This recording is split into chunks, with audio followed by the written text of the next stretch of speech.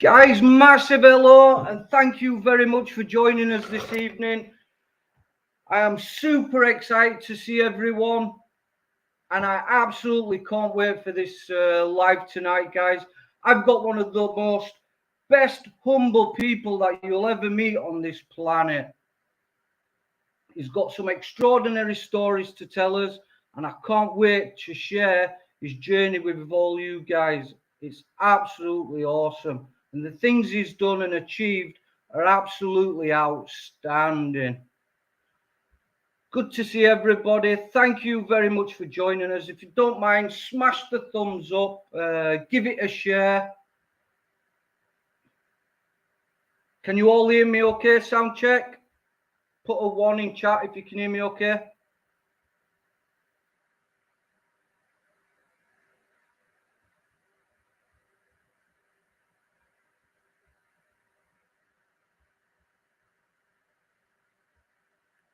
Right, all good. Happy days.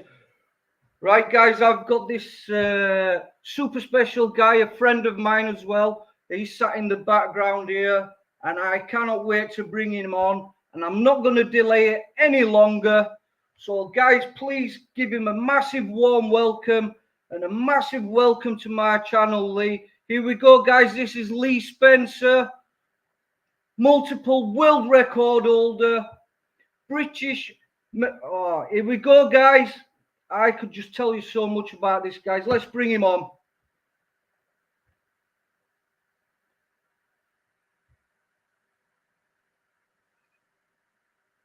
Oh, there you go. Lee, mate, it's been a long time and your face, even when I see you smile, mate, I just burst out smiling. How mad is that? How mad is that? Yeah. I can remember that. How mad is that? Yeah. Right, guys, everybody, this is Lee Spencer, former Marines Commando. I served with Lee and we went on a 6-month tour of the UK, perhaps one of my happiest times that I served with. And we had some cracking times together. And not only that, guys, Lee makes one of the finest curries on the planet. I had the pleasure of going round his house and he made us all curry. Absolutely amazing. Right, Lee, good to see you, mate. How are you? Yeah, good to see you too. Yeah, I'm all good. Bit busy, but good, mate. Yeah, I super appreciate your time, honestly, mate. I can't thank you enough. I know you've been doing filming, interviews galore. I know how busy you've been, mate. And I can't thank you enough. I really do appreciate it. No, it's my pleasure, Lee. It's good to see you. It's funny.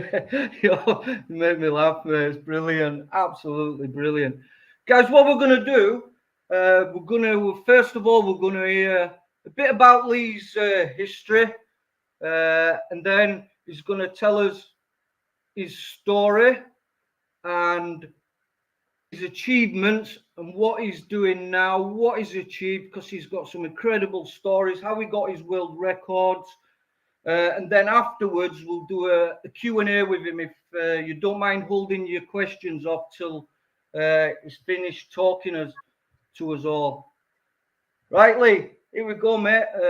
First of all, if you don't mind, tell us a bit about your history, when you joined the Marines, how long you served, and a bit of your background history in the Marines, please, mate.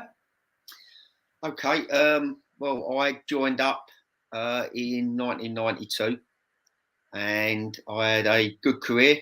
I was in past that I went to 4-2 Commando and served around the world, mainly training back in them days, interspersed with the odd island tour.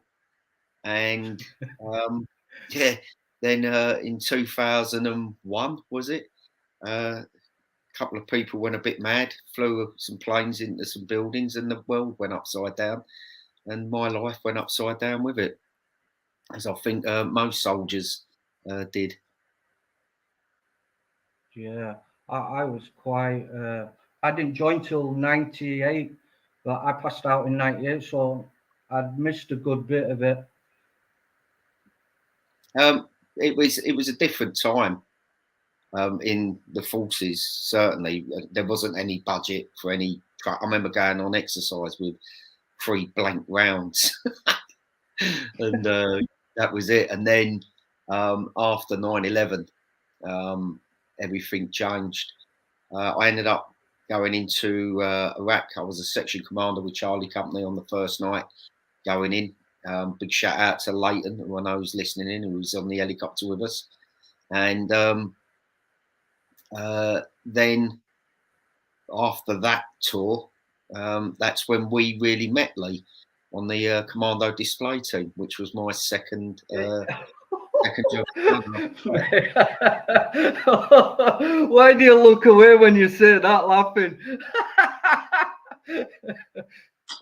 Guys, what the display team is, and when I served with Lee, basically you travel the UK for 6 months doing unarmed combat displays, staying in hotels and just having a good time with the lads, and it was absolutely amazing, unbelievable. Yeah, it was as close to being a rock star and going on tour. It was literally just literally was, out, staying in hotels, getting absolutely smashed, and just being like a little mini superstar in that town for that day, weren't it? It was brilliant. Oh, it was unbelievable. Yeah. Guys, listen to this, right? Imagine this scenario. A bunch of Marines all dressed smart on a night out, and there is only one guy on this planet I can think of that would walk into the pub on his own, just randomly in fancy dress. When everyone's dressed in nice clothes for a night out. I remember that. That's when that, mate. Yeah, we that was the first I joined. You'd all been together. The team had been together training for about a month, 2 months before I came from Norway. And I knew Scotty Mills, and I knew a few of the lads from Charlie Company, a few of the Charlie Company lads. And I joined on a Tuesday, and on the Thursday everyone was going out. And I said I couldn't go because I had a friend coming. And I had this fancy dress with a like false teeth, a bobble hat, a t-shirt that said "Gay Ramblers for Jesus," and yeah, a backpack and a Bible. It was the look on everybody's face, mate. Yeah. All you heard in the pub, everybody in the pub just turned round. It was the clattering. Yeah, it proper had an old school rucksack on as well. And the clatters of it. I don't know if you can post it on here. I don't know how to do things like that, but I'll send you it. I'll see if I can find it. I'll send it to you. But no, but they were good times. I really, really enjoyed myself. It was definitely one of the funnest times I've had in my life. I think the display team, it really was brilliant. It was an experience. I'm so glad that I've done it. But then that sort of came to an end, and then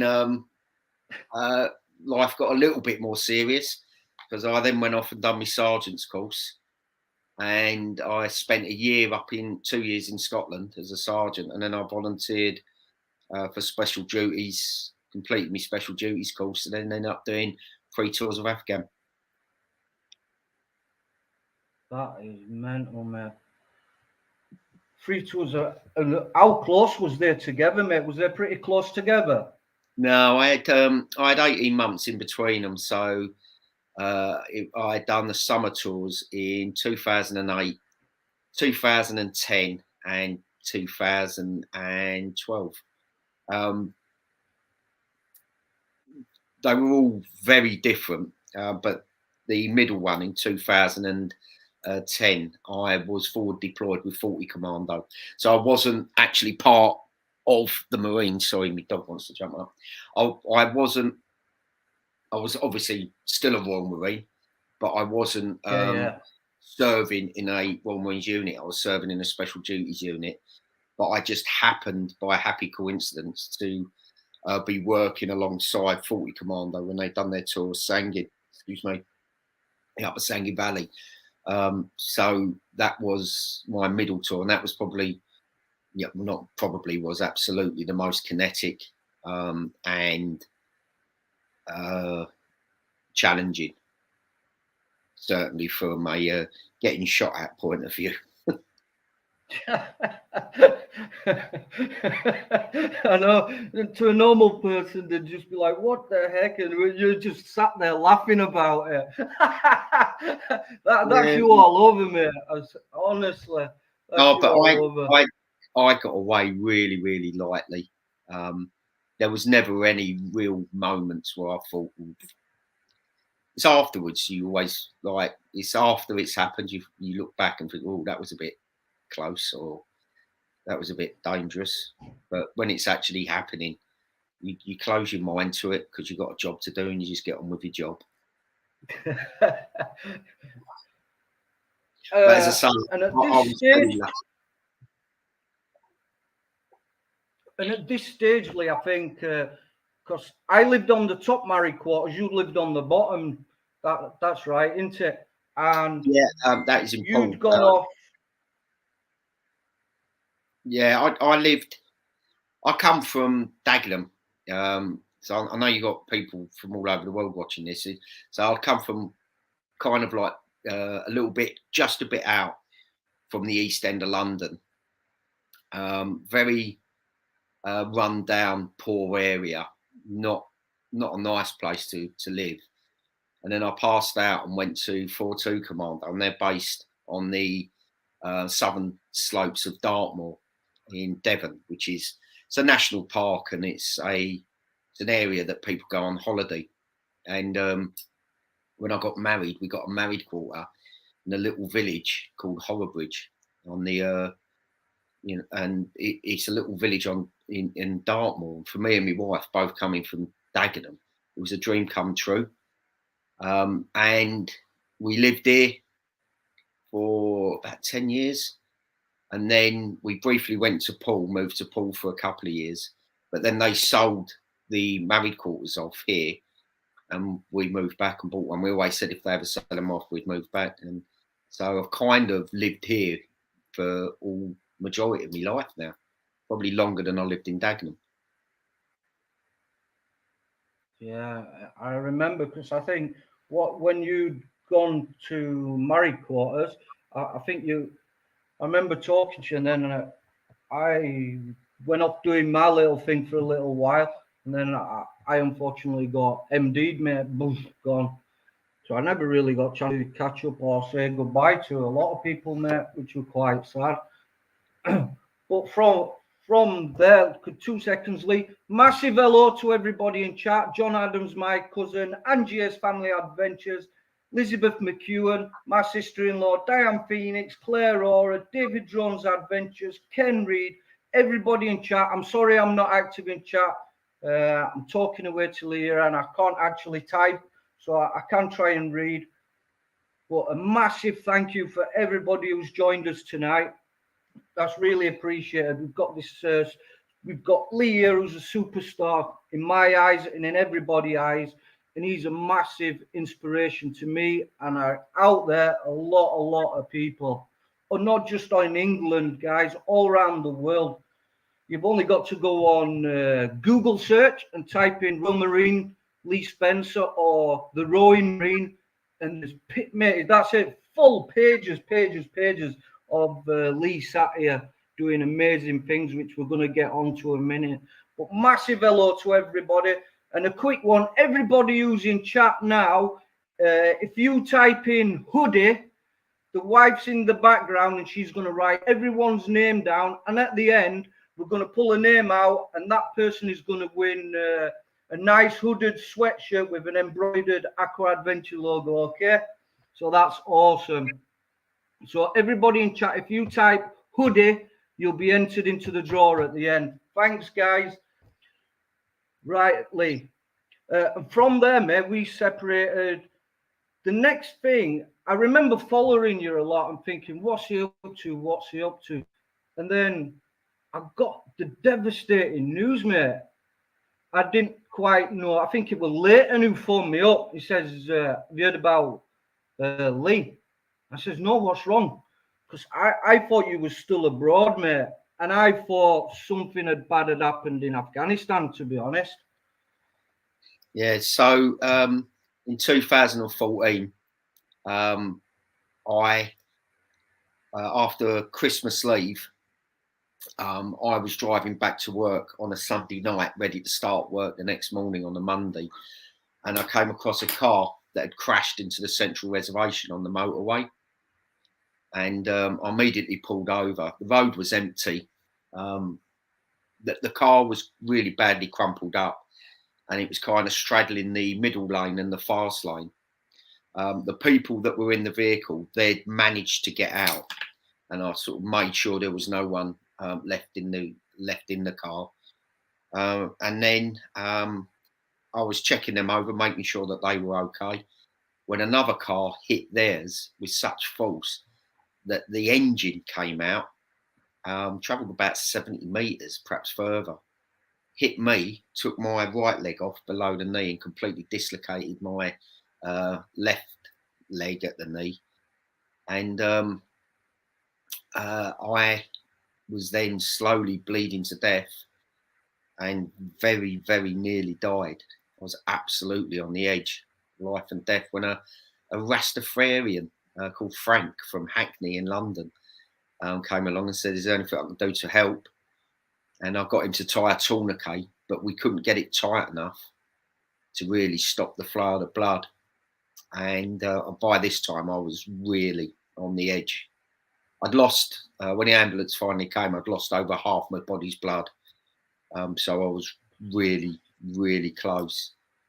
When we couldn't get the tourniquet tight enough, I got his daughter, Zanelli, to stand on my groin and put all her weight through her heel on my femoral artery. And that's what shut it off and stopped the bleeding. And we waited about half an hour, 20 minutes, half an hour for the ambulance to come. So if Frank hadn't come along to help me, I wouldn't be here now. And they couldn't move me because I'd lost too much blood. So I had to fly a blood substitute in and gave me a transfusion there on the side of the road. And then flew me to a hospital in South London where I woke up the next morning. Mate, I've always wanted to know the full details, mate, but I never really wanted to ask in case that had, like, you didn't like speaking about it or things like that, mate. But I've heard little bits and bobs, but never in full detail like that. No, I could go right back to the moment. So I can remember being hit. I heard a bang, felt myself hit, and I could hear screaming and lots of noise. And I probably got about 3 or 4 minutes worth of thinking in my memory. It could have only have been a couple of seconds. You know, everything slows down as your brain speeds up. And I kept telling myself, well, first of all, I was trying to work out what had happened. And I heard the bang, knew I was stood on the hard shoulder. So I assumed that I'd been hit by a car or a vehicle. And I knew that that was probably bad. And I kept telling myself, you've got to check yourself over. You must check yourself over. And when I landed, I was kneeling down. So I couldn't see my leg. My leg that's gone was behind me. You know, when you kneel down, like your bottom part of your leg goes behind you, doesn't it? But my left leg was pointing out at a right angle to the way it should be. And I looked down and I genuinely had to look twice, because you ever looked at something and thought, there's something not quite right with what I'm seeing now. It was just like that. But I've got no issues dipping in to the memory, just in and out. That's all. For me, it was when I woke up the next morning, because I really, really fought to stay alive. Really did. And I can't. When I say that I was on the knife edge between life and death, I absolutely was. And I knew I was. I had all the classic symptoms of shock, just counting them off. And shocks where, for anyone who doesn't know, it's when your body loses so much blood, it packs what it's got left into your abdomen to keep your vital organs going, but it takes it from the extremity, so you get pins and needles in your fingers and numbness. It's basically your body's shutting down piece by piece, and I could feel all of that happening, and I knew I was right on the knife edge between life and death. So when I woke up in hospital, I was like, yes, I'm here. You know, I knew my leg had gone. But I was, apparently I said to the nurse, I'd be surprised if it's there, when they told me that I'd lost my leg. But I was just happy to be alive. Yeah, mate, 100%. That's unreal. I remember I think I remember messaging you in hospital, and you sent me a picture of you laid there with the. I think you got it all in steel and tractioned up or something. That was me left leg that got. I was completely dislocated at the knee. That was. They had to wait a few weeks because my right leg, the one that's amputated, where it was amputated, they had an infection that they couldn't get rid of, and they couldn't operate on the left leg until the right ones, the infection had cleared up. So it was in traction for quite a while. Just so, mate, I'm just so happy you're here, mate. Really am. Well, I know. I'd probably say now. If I articulate what I'm going to say, I know it sounds odd, but I can only say it as is, and that's, I can't think about the situation as a really bad thing. And I know you're sat there going, "Oh, Lee, you know, it's really bad," and I didn't want to message you, I didn't want to ask you about it, but I don't think of it as a bad thing. I know that sounds mad. How mad is that? How mad is that? But I'm here. Guys, we keep saying that. That was a little thing we used to say to each other. But I'm here, Lee, so I can't think of it as a bad thing. You know, I'm here now, so it can't. You know, I'm just happy to be here. And then the craziest things that happened, mate, and I'm wondering what you're up to and things. And then I forget who I was talking. It might have been Jay, who were telling me, you're not going to believe what he's up to now. And I thought, what is he in fancy dress somewhere in the hospital? I expected you to be bombing around the hospital in fancy dress or something. Well, that's the thing. When something like this happens, and it's a big change in your life, losing your leg, but we as humans, we attach good, bad, positive, negative. We attach those labels to things that happen. The universe don't care about me. Universe couldn't care one iota about me. And it's, if you can detach yourself away from thinking about something as being good or bad, because it isn't, it's just a thing. One thing that I did notice was, and I wasn't expecting it, was I started getting opportunities that I wouldn't have got if I had two legs. And I know that sounds silly, but it's not really, because when things change, there are always other doors that are open to you. And I think if you want to change something, or change something that you perceive as negative into something that you perceive as positive, then the way to do that is to look for those opportunities that will be there and take them. And that's what I did. And one of those opportunities, and I guess this is what you're leading on to, was an email asking for volunteers to put together the first crew of amputees to row across the Atlantic. And so I volunteered, went through a selection process, and then I ended up in 2015 rowing from the Canary Isles all the way across the Atlantic to the Caribbean, to Antigua. And there was 4 of us in the boat, but we only had 3 legs between the 4 of us. How mad is that? Yeah. So if you didn't get that, guys, he was part of an all amputee team to row from the Canary Islands all the way across the Atlantic to America. Antigua. And Antigua. Antigua. Yeah. In the Caribbean. And what was the current time and world record for that, Lee, that you smashed? Didn't. It was, we didn't get like a speed record. We got a record as being the first physically disabled crew of 4 to row any ocean. Any ocean? I don't know the full ins. Is that any ocean? Yeah, yeah. So we're the first physically disabled crew of 4 to row any ocean. Is the world record that we got. Wow. And that's the Atlantic, mate.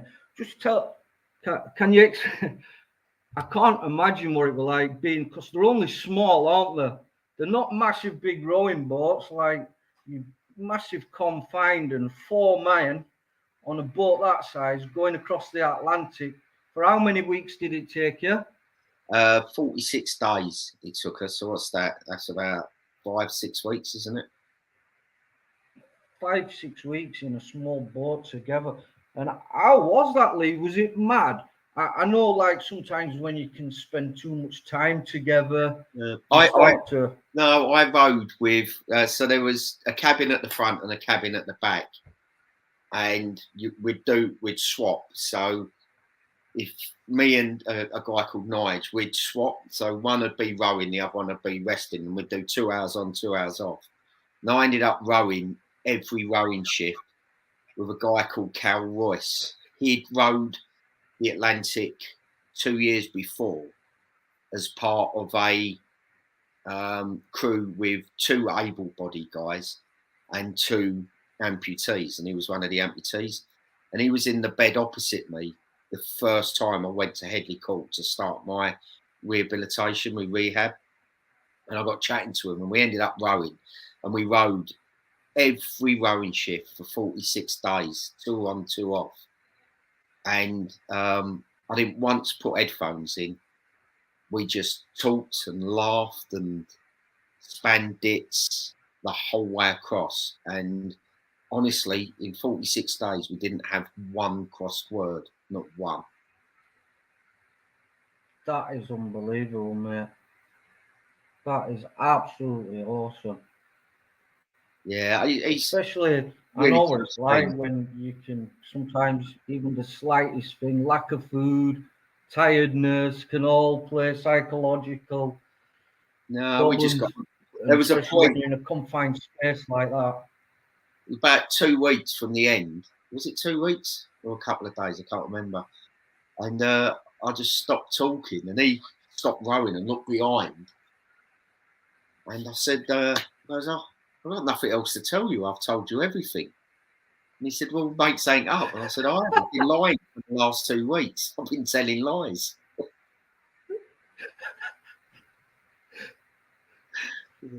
Yeah, that is mad, mate. Yeah, we're very good friends. Thing about rowing the Atlantic, one thing I learned is it strips everything away. So you get to see the real person, and you get to see yourself as well, without all the barriers that you put up and lies that you tell yourself. You get to see who you really are. It strips everything away.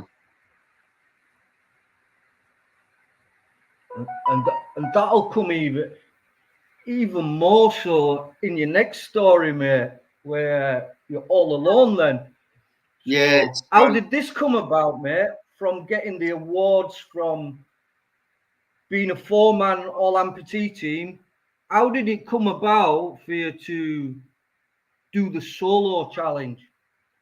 Well, opportunity really. I just rowed the Atlantic, so I knew how to do it.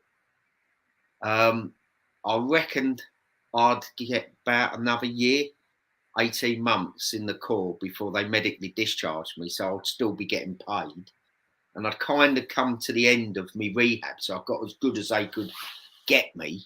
So I saw the opportunity to work on something full time, and I thought it'd be a worthwhile thing to do. So that's where the idea came from. I saw a record, a Norwegian called Steinhoff. He rode solo and unsupported from mainland Europe, to mainland South America. So he went from Portugal, I think he went to Venezuela, and he'd done it in 96 days, 12 hours and 45 minutes. And I reckoned I could beat that record. I'll be the fourth person in history to row that far solo, be the first physically disabled person, but I really wanted to be the fastest and beat the able-bodied record. So that's where the idea came from.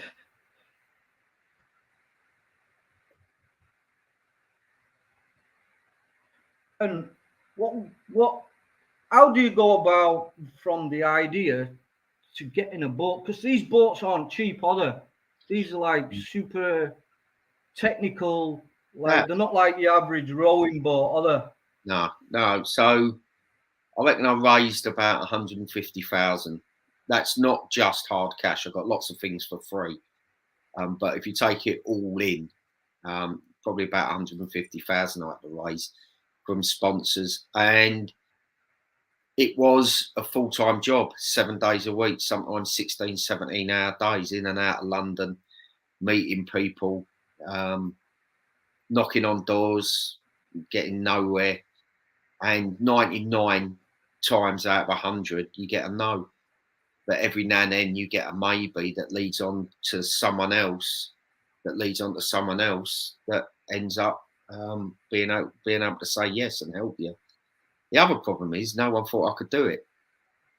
A big company that I got, it's getting the addresses and the phone numbers of the people who make the decisions. You can't just send a random email to, I don't know, Barclays or Esso or whoever saying, please sponsor me. You've got to get the number of the person who's in charge of that sort of thing. It's called corporate and social responsibility, or marketing. And it's getting to those people, and they're like gold dust. And I had the number of someone for a big investment company. Was it private equity and investment? And went down, had a meeting with a person who'd say yes or no, and they said no. And I found out afterwards because they didn't think I'd do it. And they don't. No one wants to be associated with failure. Wow, that's so true as well, isn't it? It was really, really, really hard work. I can remember in 2018, I was going to go in January 2018, but unfortunately 3 days before I was due to go, Mum died, so I had to postpone it a year. But leading up to that, before my mum died, obviously, I was looking forward to getting in the boat to row across the Atlantic as a rest, because actually there's a saying. As a rest. There's a saying that the hardest thing about rowing an ocean is getting the boat to the start line, and it is so true. It really is. I was exhausted, utterly exhausted, getting everything ready, getting the logistics, the money, the sponsorship, the boat, everything packed, prepared, and I had a lot of help as well. But I was utterly exhausted. And then, unfortunately, my mum died. I postponed the road for a year, and I finally got going a year later on the 9th of January 2019. So that's 3 years ago. And I set off from Portugal, and I said I was trying to beat the record that was 96 days, 12 hours, 45 minutes. I had done it. So 60 days, 16 hours and 6 minutes later, I rode into Cayenne in French Guiana in South America and beat the able-bodied record by 36 days. So you beat the able-bodied record by 36 days rowing across the Atlantic solo. Yeah. Mate, how mad is that? No. That is bonkers. That is absolutely bonkers, isn't it? Yeah, it was beyond what I dreamed would be possible. But yeah, I did. Tell us some of the. I remember you. I don't know which part of your rowing it was where you got out to clean the boat, mate. And I remember because I followed you on that. I'd got you a link for the satellite to follow you. So I was actually watching you travel across, mate. And I remember you posting, was it when you got back? I don't know when this video circulated where you got out to clean the bottom of your boat because that's something you have to do because it slows you down. And you got followed by a big nasty. No, that's not quite true. I did. You're supposed to be able to get out and clean the boat every 7 to 10 days, and I got out about 10 days south of the Canary Isles, and that was it. That's the only last chance I got because the waves were just too big and the seas were too big all the way across, which is unusual, and hence why I went across so fast. But I was kind of glad that I'd have been, because I got followed by sharks quite a few times, and they'd just sit off the end of the boat, just following you. And some of them were huge. And I said, and I think this is where the confusion's come in, said that I'm glad, actually, partly glad that I didn't get a chance to scrub the underneath of the boat because of the amount of sharks that I saw following me. But the downside to that was that it really slowed the boat down. And those last 2-3 weeks, it was like rowing through thick tar. The boat was so heavy, and the drag on it was awful, and it almost broke me. The last 2 weeks were horrific, really, really horrific. Like you could actually go to the back of the boat and actually watch the sharks following you, like. Yeah, you could see them where you were. Like when I was rowing, you'd see them. I saw there was a blue whale followed me for a bit. I had a couple of sperm whales go past literally right next to me. I was rowing, and I just heard, and I looked down, and they'd just blown steam out of their blowhole. So if anyone calls you whale's breath, they're not being nice. They've got honking breath. And they just slid right underneath the boat. And I saw 2 more go past as well. They were going in the same direction. They were going from south to north. So I'm going west, and they were going south to north, and they just went past the boat. Turtles, dolphins all the time. You'd be in the cabin sometimes, and you could hear them through. You could hear them talk, like their chatter, like their squeals and clicks, and you'd go out and there'd be a load of dolphins coming round. I suppose a rowing boat's quite an unusual boat to be in the middle of the ocean, and like a lot of the mammals, like the whales and dolphins, they'd be curious as to what it was. They'd come and have a look. That is absolutely amazing. And was that? I suppose that was one of the most pleasurable things. Is it just watching this life come at you like that? Yeah, especially dolphins. They kind of.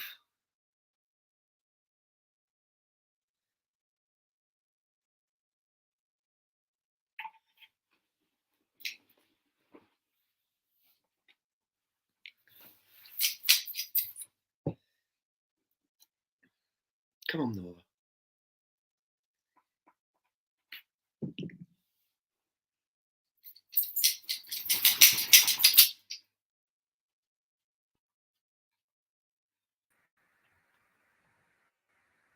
Lee, sorry about that, mate. Are you there again? Yeah, I'm here. I don't know what the heck happened there, mate. Just go on. Can you hear me now? Should carry on. What was the most challenging thing about it, mate? When you're out there on your own and You've only got your own company. I always think when you've done it, and I was back in England, I thought, how do you cope with your own company for that length of time out in the middle of the Atlantic from any life form like humans, land? Right, well, in the middle of the Atlantic, there were times when the closest human to me would have been in the International Space Station, a couple of 100 miles up that way. And there's a very real chance that I could have been the most isolated human on the planet. I thought that I would struggle with being on my own. It's easy. I'd really no issue whatsoever. The only thing, and the biggest thing, was fear. Fear when I got smashed with really big seas. I can remember being petrified for 3 days and 3 nights solid. And fear. I've been to war 4 times, Lee. So I've been in tricky situations. But fear when you're part of a team and fear when you're on your own are incomparable. Fear when you're on your own eats into every part of your being, and it's horrible, it's horrific.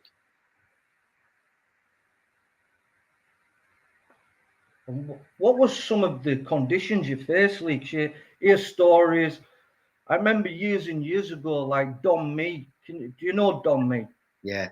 He tried rowing the Atlantic, didn't he? And he got smashed to pieces by another boat. Yeah, you had a couple of you have boats coming towards you quite a few times, and a couple of them come a bit close. But in general, you just get on the radio and tell them where you are, and they kind of box around you.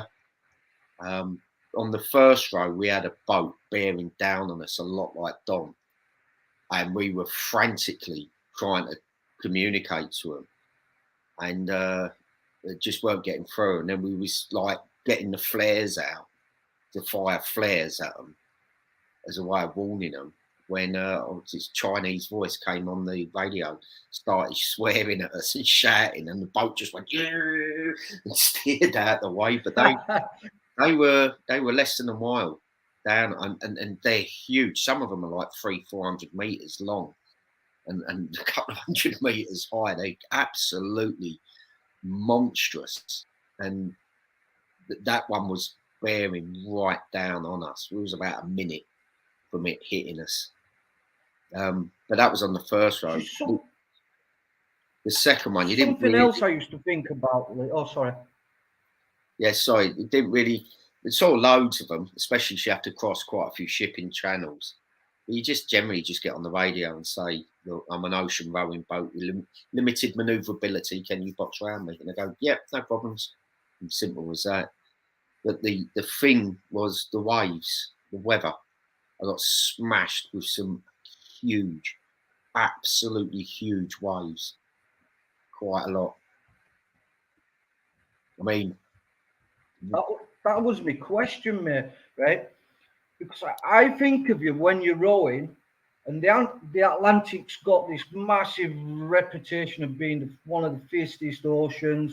And what crosses my mind is if something happens, it's like 2 miles to the floor, like you're 2 miles down.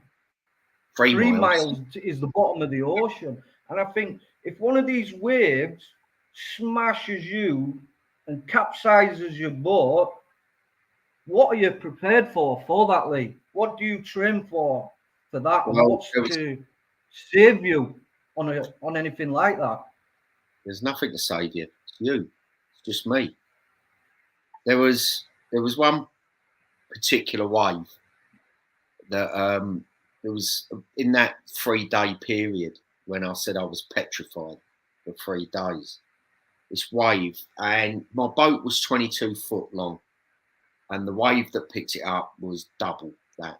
So it was approaching 50 foot from the bottom to the top of this wave, and it picked the back of the boat up, and I'm rowing, and the waves coming up, and as it's crashing over, you almost got like a solid wall, and the boat's almost at a right angle. And at that second, I'm now thinking the boat's going to go over. It's going to crash over with this wave as it breaks. And then, because I'm attached, I've got a strap attached to me life jacket to the deck of the boat. So if you become separated from the boat, you're dead.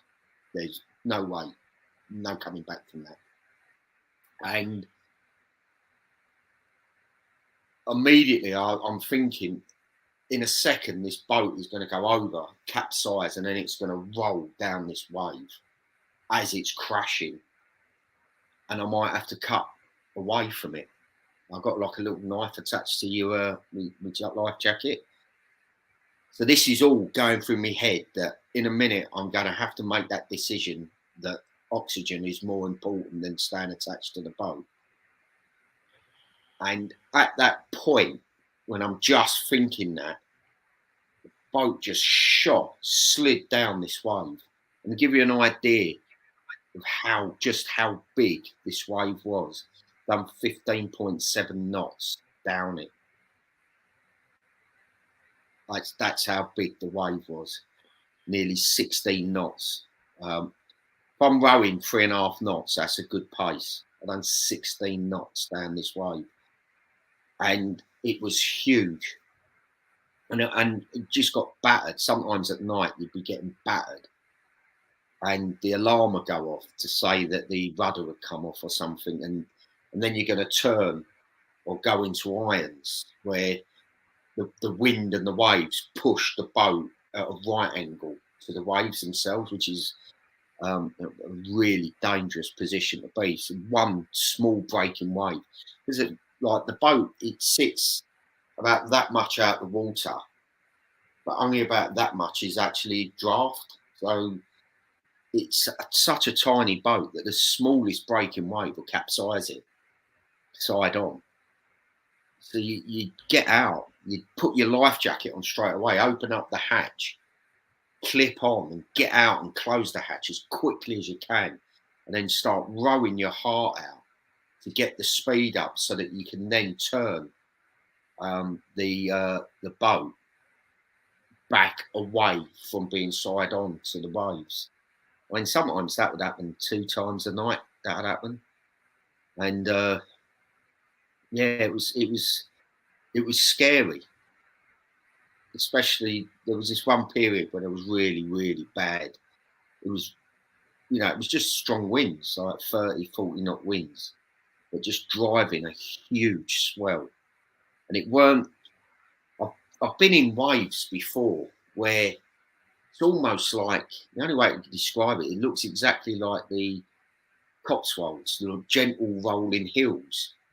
And the waves are huge, but they're just long and slow.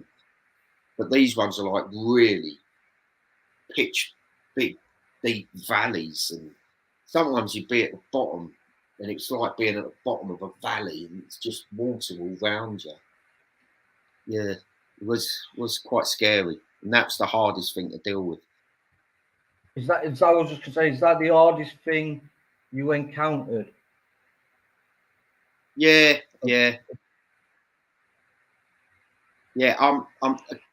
That fear was definitely the thing. And there's like this flange at the end of the boat, which the rudder kind of attaches onto, and in the big seas, it'd knock off the flange, and and then it's sort of like flapping, and then the boat's getting turned whatever way. So you'd have to go back, get out there as quickly as you can, reattach the rudder, and then row to get some speed so that you can use the rudder to turn yourself away from the waves.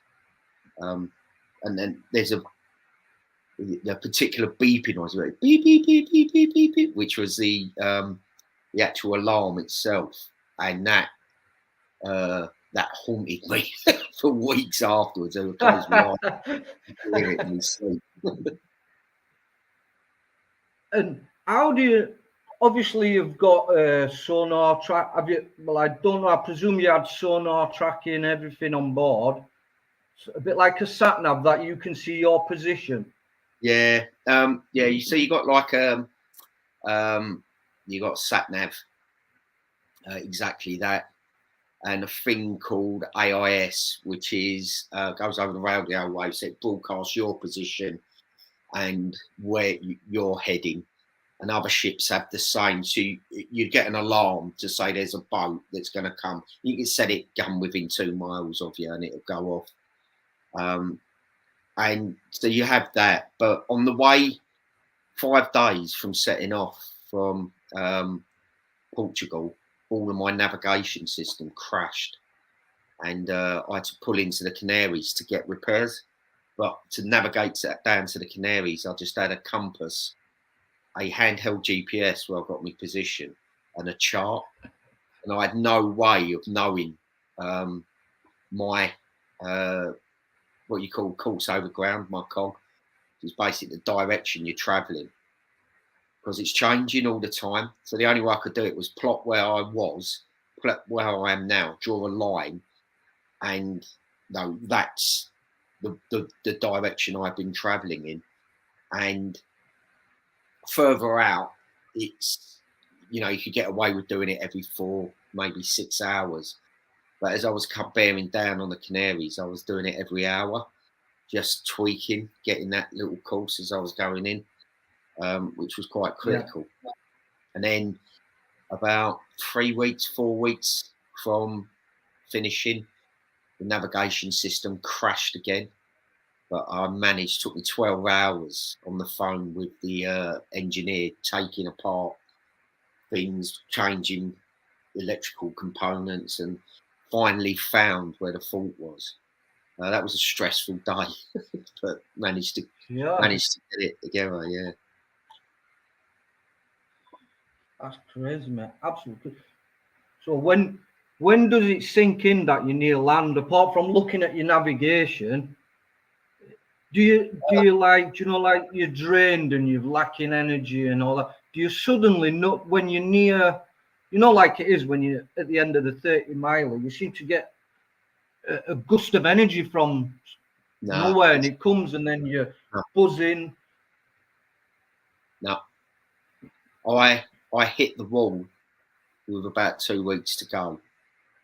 I absolutely had nothing left. And then there's peculiar circumstances. It's quite complicated, but basically because there's a current that goes up the coast from south to north of South America, and I had to keep a particular speed going in. The boat was getting heavier because I couldn't clean the barnacles off, and I hit the wall with about 2 weeks to go. So exactly like a marathon runner would hit the wall with, 3 miles to go, I hit the wall with 2 weeks to go.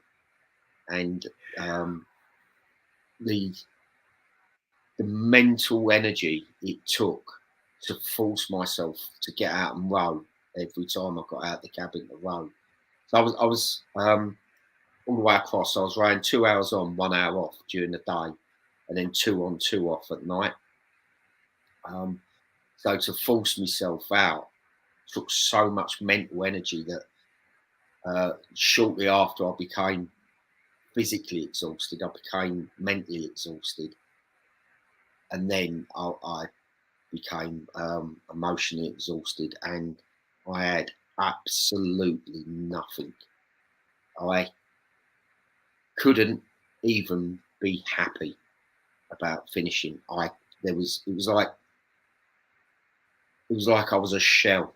I had absolutely no emotions left. None. That is absolutely crazy. Genuinely, those last 2 weeks is the hardest, grimmest, bleakest, blackest thing I'd ever done. It was horrific. And when I finished, it was hard because you're getting interviewed, and I was going live to some television things all around the world. I was live on Sky, live on the BBC, It was live in America as well, I think, on one of the channels. And just mustering being bothered to tell people about it was really hard, because I just had nothing, absolutely nothing. Mate, that is absolutely crazy, mate. When did you find out that you'd smashed the previous world record of Well, I can't, because an able-bodied person by 36 days? Well, you know how fast you're going, so you're looking at how far you'd gone and how far you got to go, and it was slowly dawning on me that I was smashing the record. But even then, that's what I was about to say. Did that cause the stress? And no, but it's not that. It's like one wave, and then it's all over, you know. And people, one question I get asked is, when did you know that you were going to do it? And honestly, there was a buoy, and it kind of marks the start of the river estuary in the Muhuri River in KN. So once I crossed that buoy, I'd cross from the Atlantic Ocean into the Muhuri River estuary, and then crossed it. That was me finishing. That was the finish line, and I could see it from about 800 meters away, perhaps a bit more. Not more than a mile. Bearing in mind, I just rode 3,500 miles. But when it was less than a mile away and I could see it, I thought, well, I think I've done this. How mad is that? I think I've done it. Yeah, but you one wave. Even then, one wave, 800 meters from the end, one rogue wave capsizes the boat. It should right, but loads. I know people that have capsized and the waves just washed everything away, washed all the oars away and everything. So when they've come back up the other way, they've got no oars, and that, you know, have to get on the radio and call Mayday, get someone to come collect them. It's such, that is bonkers, man. It's such a perilous and hazardous and acrid. The sea, it's just so harsh. It's so big and so powerful. It just, like that, 1 second and that's it. It's over. It's done. And there's nothing you can do. Right, so now, Lee, I've got to say this. After I've just listened to you tell me all that, and I know about what you're training for and what you've got upcoming, you're bonkers. You must. What's going off, mate? Well, it's either that or get a proper job. And I don't think I'm ready for that yet. What's going off, mate? Right, well, we've actually, all heard about Lee's. We've all heard about Lee's adventures, cross the Atlantic twice, and he's going to tell us now about what he's got upcoming. If you don't mind, Lee, quickly, mate. No, of course not. He's got something else planned. If that weren't enough to make you sit down and realise, right, I'm just sticking to going for dog walks and things. No, not you, mate. Tell us about your next adventure and what the heck made you come up with this? Well, I did actually have the idea about 2 days after I first lost my leg, so I was on a lot of heavy drugs in hospital, which probably explains it. I just had I had an idea of combining the 3 iconic endurance events in Britain, i.e. the Channel, swimming the Channel, cycling Land's End to John O'Groats, and doing the 3 peaks, combining it into one big triathlon.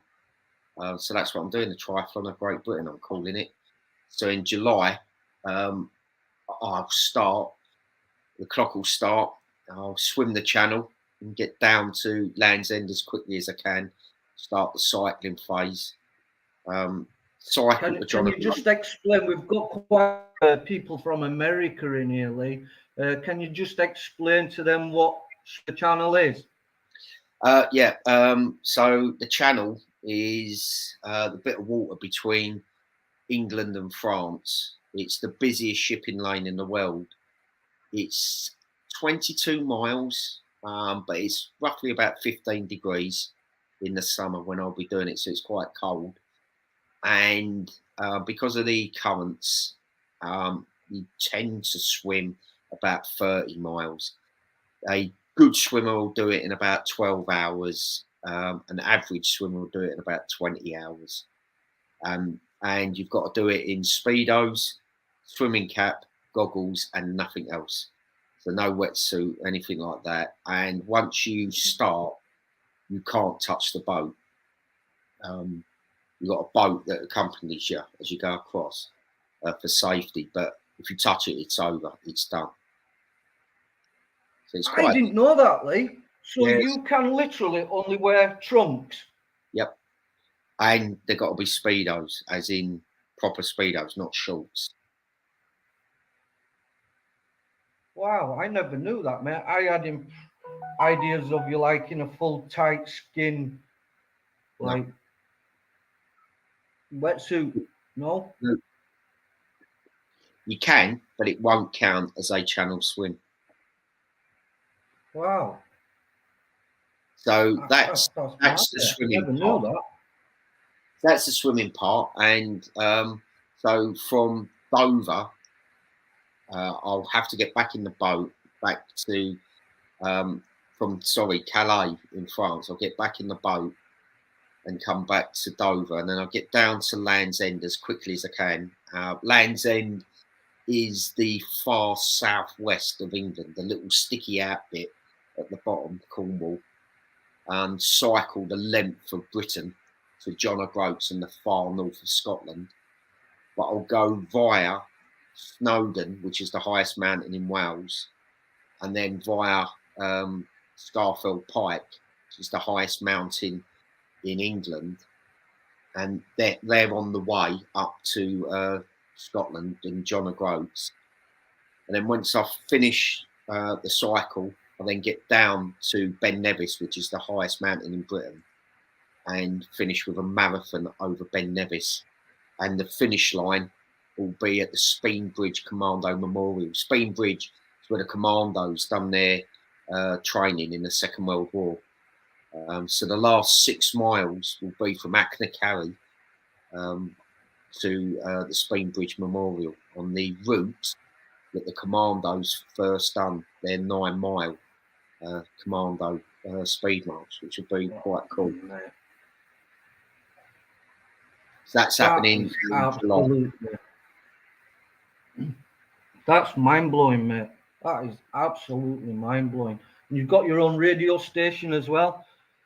No, I haven't got a radio station. They've got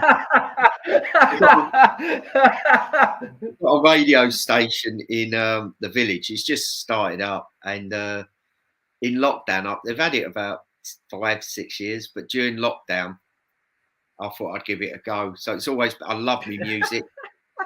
I sort of, if I'm not training for something daft, I'm at a festival, and I started a radio show on a Sunday night, and it's I get hardly any listeners, which I'm happy with because I'm rubbish. The fewer people know how rubbish I am, I'm happy. There's a group of about, I don't know, 2 dozen people who listen every week, and we all talk together and request songs. And I am going to share the link after this, mate, in this video. Oh, okay. All right then. Well, perhaps I'll get some listeners. I do. My cousin listens. Yeah, guys. From Canada. Yeah. So remember that, guys. The link for Lee's radio station will be in the comments. The description after this is finished, we'll put that in. So please tune in, guys, if you can, and have a listen to it. Yeah, don't expect a proper radio DJ. I've no ambition to do it in any other way than I'm doing it now, which is just listening to music with my mates. Thing is, I love music, but when do you actually sit down nowadays and listen? It's always, you in the background if you're driving or something like that. But I get to sit I was down just going to say, the 2 only hours time a I week. get listening to music in the car. Well, that's it. Because I do this, I get to sit and listen to music for 2 hours a week, and I love it. And not only that, I listen to everybody else's music. People request songs. A lot of them might be the first time I've heard it, and that's why I do it. So if just make this absolutely clear, I'm rubbish. I muck things up. I press the wrong buttons. I start the wrong song when I should have started another one. That's what makes a show, mate. No, but I don't care because I'm not trying to be a DJ. I don't want to be DJ. It's not my ambition to be a DJ. I just like doing it, and I do it for that reason. And are you still awesome on the guitar, mate? Yeah. I stopped playing when I lost my leg, Lee. And I don't know why. And then I picked it up again at the start of lockdown, and I had to relearn all the songs that I could play. I'd forgotten loads of them, and it took me a while, but I got most of the me big tunes that I used to know back. But yeah, looking at my guitar now. I took my guitar. Guys, Sorry, I was going to say I took my guitar. Went. It done 3 tours of Afghanistan. It done a tour of Iraq as well. I took it to Iraq. Just took it everywhere. Norway, the jungle. It's been everywhere with me. Are you able to hang fire for 5 more minutes? Just answer some questions. Yeah, of course. Yeah. Right, guys. First of all, massive thank you for your staying, guys. Super appreciate it. Ringo Cooper's Amputee Lifestyle. He's someone I met on YouTube, Lee, and he's got one leg. He had a motorbike accident just before he was going to join the military, and he ended up losing his leg. And he does diving, and he inspires people through diving in the ocean and things, and making videos on that. So that's awesome, Corey. Nice to see you, Corey. Hi, Corey. Ringo pinned on places. Right, guys, can we have some questions for Lee, if you don't mind? Can you see chat at all, Lee, can you? No. I don't know how to. No? Right, if you just call them out. You'd have to look on your mobile phone, mate. You'd have to watch yourself on the mobile phone and see the messages. I don't know how I'll do that. Can you not see them? Can you not... I can, yeah. I'm going to read them out, mate. Yeah, okay, go on then. Alex Kearney's in chat. Do you know Alex Kearney, Lee? Rings a bell. Bootneck. All right, yeah. He wants to know, Lee, what has been your absolutely toughest day? I don't know. I'll have to think about that. I presume it means anything from any walk of life, from being in Afghanistan, Iraq, in the middle of the ocean. What has been your ultimate toughest day to life? I don't know. What a question. There's nothing that really stands out. What wouldn't be anywhere near the list would be the day I lost my leg, bizarrely.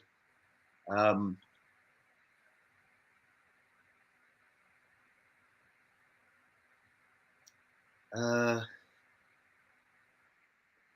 don't know. Perhaps I've had a charmed life. I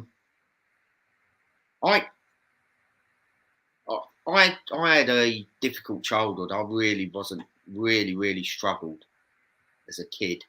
So I think I've got all my difficult days out the way then. I think. It was Corey Cooper's got one for you. Sorry, that was a rubbish answer. There isn't a standout that's happened like that. I'm sorry about that. Yeah. Corey Cooper's got one for you, mate, and this is Corey who's lost his leg, mate. He says, how was your phantom pain? Do you have moments that your phantom pain spikes when you see or remember something, much like a trigger? No, I do get phantom pain. And there's two types. There's like a pins and needles type that's there all the time. Sometimes it's worse. Sometimes it's, I suppose the best way of describing it is like tinnitus. If you've ever had that, it's always there, but it's only when it's really quiet that you kind of notice it. That makes sense. So when there ain't a lot going on, like at night, sometimes it's so bad that it'll keep me awake. That's one. And then there's like electric shocks that I get, and they're so random and infrequent. I've kind of like, I lost my leg 6 years ago. Is it 6 or 8 years ago? 8 years ago. And for that 8 years, I've tried to see if there's a pattern or something that triggers them. And I can't see one. I can't come up with one.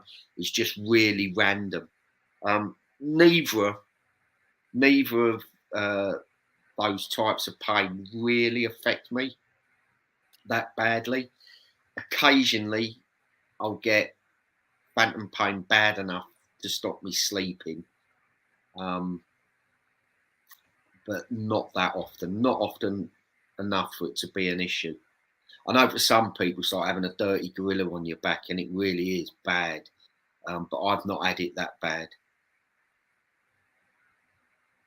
We've got one here for you, mate. I don't know if I want to read this.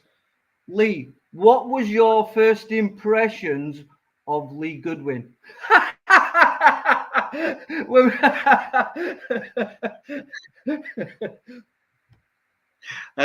All good. Yeah, I thought we all bonded. Yeah, right. Oh.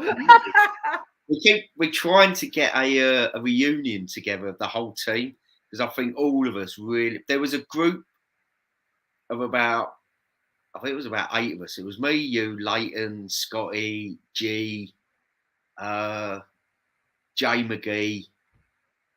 There was the boozers, weren't there? We was the ones who went out all the time, and it was like a little gang, weren't we? Which was pretty cool. We were the naughty. I have so much just clicked on my head, and you're gonna laugh at this. Can you remember when you weren't gonna get Glastonbury tickets, and you had me down at your house planning everything to raid it with burying ladders in the field? Yeah, that's right. Yeah, That's just come to my head. Yeah, and I got 2 tickets last minute from a bootleg called Sean Falk, whose brother-in-law could get hold of them. And I had to ring you up and say, "Look, mate, I'm sorry, I'm not climbing over the fence. I've got tickets." Mate, I don't know why that just popped into my head. Lee, you was running up there to bury ladders and everything. Ticket, fingers crossed, touch wood. Got tickets again via a little. Yeah, I shouldn't say. I'm surprised you. Are you not on like VIP terms with the guy now? I've met him twice. He's like my life hero, Michael Eavis. Yeah. No, it'd be nice, wouldn't it? But we think we've got tickets. Got resales this Sunday coming up. So if you tune in on my radio show, I'll either be very, very drunk and the whole thing will be a catastrophe, either because I'm celebrating for getting tickets, or I'm drowning my sorrows because we haven't got tickets. Any more questions, guys? What's your favourite drink, Lee? It depends what mood takes me. I like whiskey, I like rum, I like real ales, I like lager, I like cider. I'm trying to think of drinks I don't like. Right, we'll rephrase that. What drinks don't you like, mate? I like nice wine. Tequila. I've yet to have a tequila where I thought, oh, that's nice. It's always a chore, isn't it? I've never drunk tequila ever without it being a chore. I think that's probably the only alcoholic drink I don't like. Yep, tequila. Absolutely awesome, mate. And I super.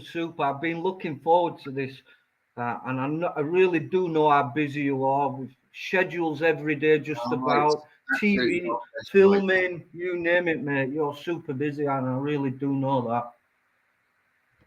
It's a bit busy at the moment because of getting everything ready for the triathlon, but I've got to switch everything off as of tomorrow. I'm filming and getting photographed, but after tomorrow, everything gets switched off and it's training.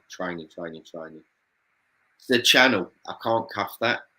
I've got to Mate, worried about it. Yeah, I absolutely, and I'm sure everyone all does, wishes you the best of luck with that, mate. Yes. And if you don't mind me asking you, mate, what do you think your odds are on swimming the channel? I wouldn't like to say, mate. I've got a good plan. I've got a good stroke that should get hey. You're about to stroke, you know that. But I've got a good stroke that should get me across. I've got good training to fine tune that, and there's 3 things you got to train for in the channel. And they're all of equal importance. Is technique and actual swim fitness, like endurance, so you can do it for hours. But probably most importantly, and this is the thing that people fail on, is getting used to being in the cold and wet for long periods. And I start each morning, got like a hot tub that isn't very hot.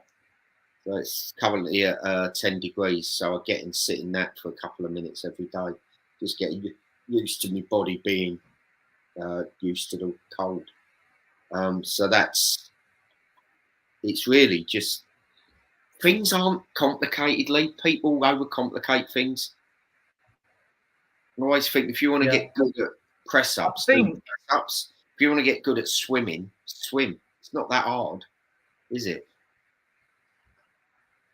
I think the coldest I've ever been in life, you was present, mate. And that was doing capsize drills in flipping February or March or whenever it were. Whoever had the bright idea to do capsize drills in Poole Harbour. Oh, yeah. Do you know the coldest I've ever been? Probably down the road from you. It's in South Armagh in 94. And it rained just all day, just belted with rain. And then it turned to sleet. And then it turned to snow.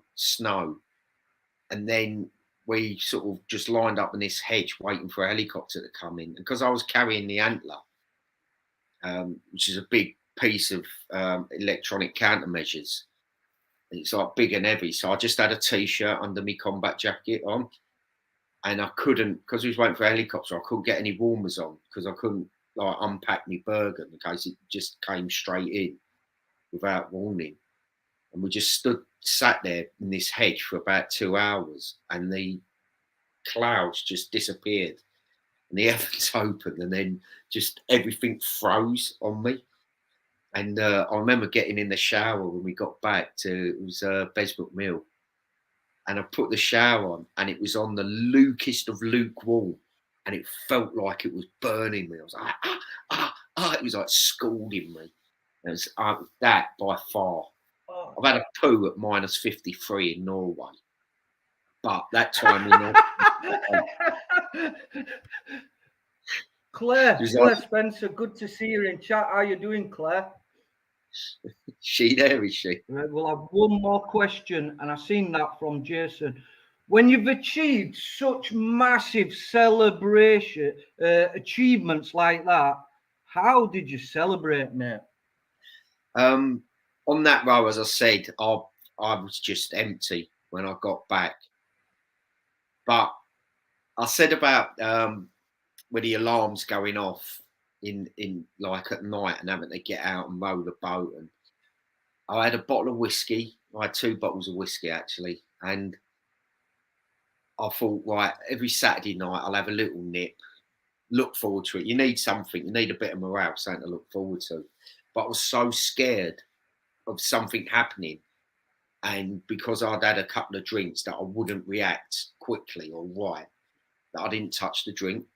So the whole way across, I kept looking at this bottle of whiskey and thinking, when I get to the other side, I'm going to absolutely annihilate you. And I got in about local time was about 1:15, 1:30. By the time we got all the boat tied up and all that, it was about 3, 4 in the morning. And then we'd done all the interviews. And I ended up going into this. It was the only posh hotel in Cayenne. Whilst I was doing all the interviews, I was drinking this bottle of whiskey. So I was getting drunker and drunker. I had a big beard where I've been at sea for 60 days. I looked and smelt like I'd been at sea for 60 days. And because I'd been at sea, I couldn't stand up. I needed 2 people to hold me because you're swaying all the time. And we went to this hotel just as they started breakfast. And I had 2 people holding me up. I looked awful. And I was carrying this bottle of whiskey with me that was half drunk. And you could see all the people like that, all the posh French people in, Christ, where'd they pick him up from? Well, they scraped me off.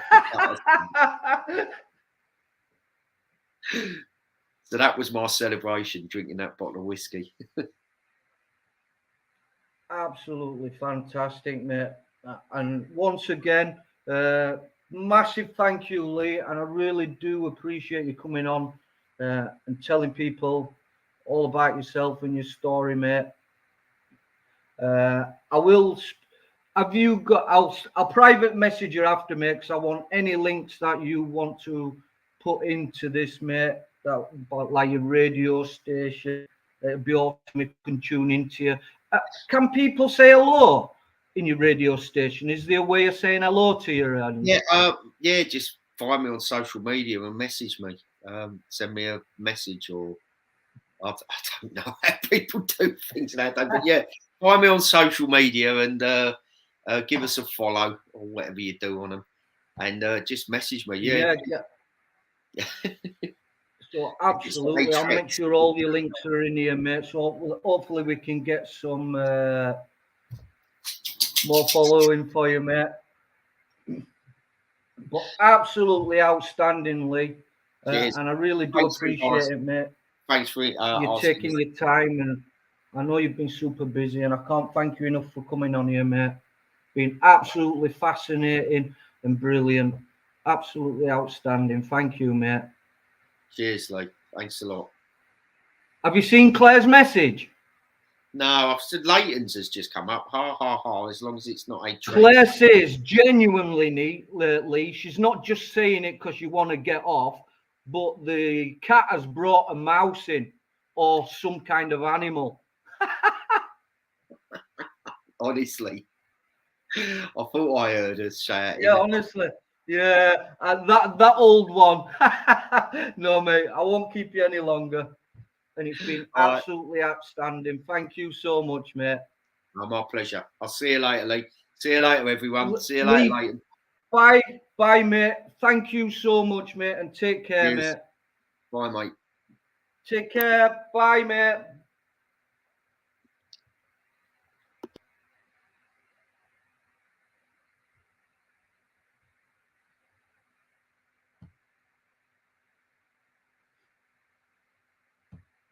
Right, guys. How do you think that went? Did you enjoy that, everybody? I really do appreciate everyone for being in here. It's been absolutely fantastic. And I really enjoyed catching up with him as well, because I haven't spoke to him for a long time. Before you go, guys, everybody who came in chat, all your names are all in there, look. Everyone who's in here. And what this is for an Aqua, what the heck? An Aqua Adventurer hoodie, really nice quality. That's embroidered on the chest as well. I'll be giving that away to somebody who has been in chat today, absolutely free. No matter where you are in the world, I will be posting that to you. So afterwards, I will be getting in touch with whoever's won it. So I want to wish you best of luck to everybody. I'm just so you know, it's not a fix. I don't know how it was done. The wife was upstairs writing everybody's name down as they came in. Right, I've got a name here. I hope I can read it. Oh my God. You're not going to believe this. You've got to be active. You have got to still be here.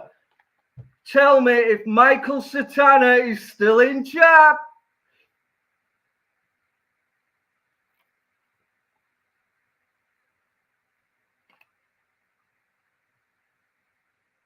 Michael, please, are you still in chat?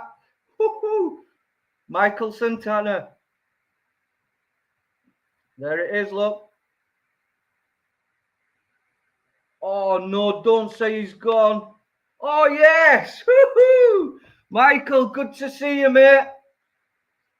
Everybody who came in chat, your name went in the hat.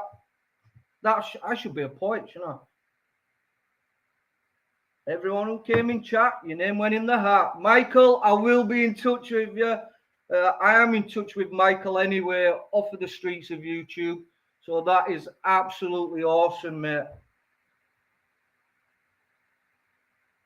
I do appreciate everyone. Corey Cooper's Amputee Lifestyle, Ringo and Zara, Bernie's Arts and Craft, Philly Road Tech. Thanks for being here, Philly. We've got the one and only Runny Egg. Good to see you, Runny Egg, mate. How's it going? Manic Mechanic, really appreciate you being here. Claire Aura, Leighton Lewis. Guys, Leighton Lewis in chat is another Marine I served with. Thank you for being here, Leighton, brother. Appreciate that. With 30 people in chat, so if you're in the background, say hello, guys, so I can thank you for joining us tonight. MG Preacher, good to see you, mate.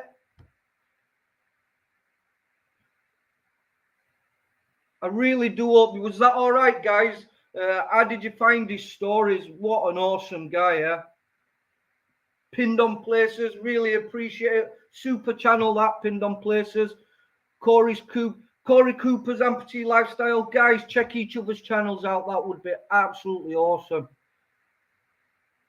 Who said what? Good to see you. A new channel that came into the Runny Egg. Yeah, thanks, Leighton, mate.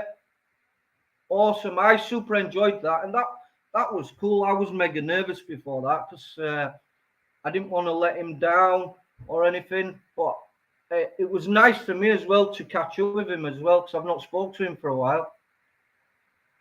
So I really enjoyed it just as much as you guys.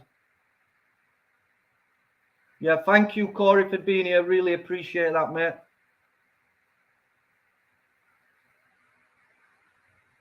Oh, thanks, Jabba.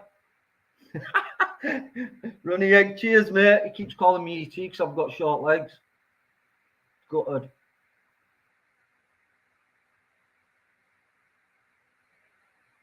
Yeah, absolutely outstanding, and I really appreciate that. I really enjoyed that myself, guys. Absolutely brilliant. I don't think we'll ever be able to beat that as a guest. Smashed them. Do you know what I found were fascinating? He's an amputee, and he smashed the world record for an able-bodied person by 36 days, rowing across the Atlantic. How mad is that? What a guy. He's absolutely a top guy as well. One of the most funniest guys I've ever met in life. Thank you, Ringo. Really appreciate that.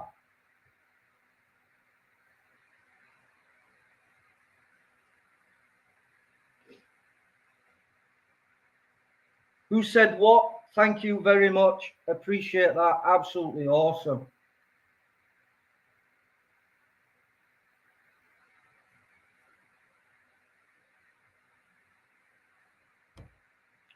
No, Michael, you came in, mate, and your name went in the hat and your name came out, mate. And they're all there, look. Everyone who came in, all your names are there.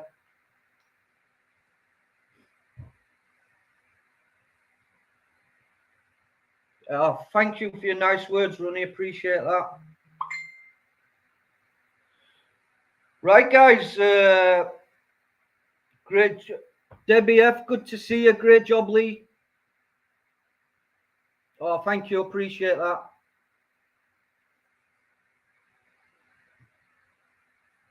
Right, guys. Congratulations to Michael Satana, who won the embroidered Aqua Adventurer hoodie. Absolutely. I can't show it you, Michael, for the reason it's still in the shop, and the lady I've got to pick it up off, who works for the embroidery company, she gave birth 3 days ago. So I've not been able to pick it up yet, mate. She had a little girl, so obviously I don't want to go asking for it, if you know what I mean. But as soon as it comes, it will be very shortly. I will message you, mate. Cheers, Natasha. Thanks for joining me. Claire, appreciate you being here. Right, guys, I'm going to say good night to everybody. And thank you very much for tuning in. That is super appreciated. If you haven't already, please smash that thumbs up. Give it a like. Leave a nice comment after if you don't mind. That really does help. And of course, if you haven't already, please smash the subscribe button. That would be super helpful. Nathaniel Outdoor Adventures. Sorry I'm late.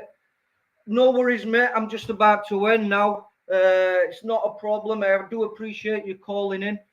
Thank you very much, Nathaniel. Right, guys. As always, stay safe. And I'll see you on the next live. Thank you very much and take care. Bye.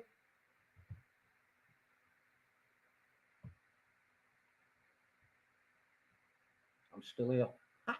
Bye, everybody.